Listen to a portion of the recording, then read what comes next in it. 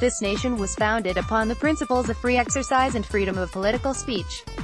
But the health of our democracy is not a constant, and not a given. It depends upon our participation and engagement as individual citizens, our constant pursuit of a more perfect union. And it is only representative insofar as we each raise our voices to shape it. As Americans, we each share these goals and responsibilities. It is contingent upon our government to facilitate the exercise of these rights, to eliminate barriers to voter participation, to the benefit of our democracy. So why are we still voting on a Tuesday?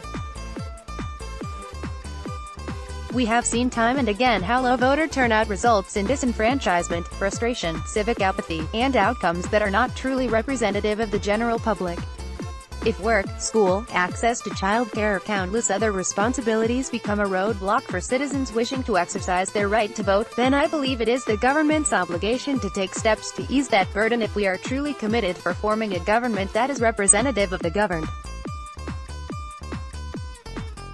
Dating back to 1845, American elections have been held on the Tuesday after the first Monday in November to allow farmers sufficient time to get to their county seat to vote without interfering with the Sabbath or market day.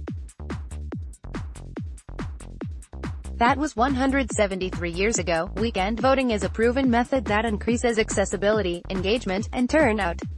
Countless other developed nations around the world currently hold elections on weekends. Here in the United States, it would create a fair, accessible, unmitigated path to the voting booth that ultimately benefits our democracy, and benefits us all. Today, it just makes sense. I challenge anyone to convince me as to why this change is not needed or otherwise should not be made. Based on recent election results, voter turnout in the United States ranks 26th out of the 32 highly developed and democratic OECD countries. We can and must do better. That is why I'm carrying on the legacy of Rep. Louise Slaughter Dorothy. Louise Slaughter or Democracy Demands Weekend Voting. Lawmakers remember Slaughter in Capitol Ceremony. McGovern tapped to replace Slaughter as top Dem on Rules Panel. More DNY, and just reintroduced legislation to officially change Election Day to the weekend after the first Friday in November to increase voting accessibility, engagement, and turnout.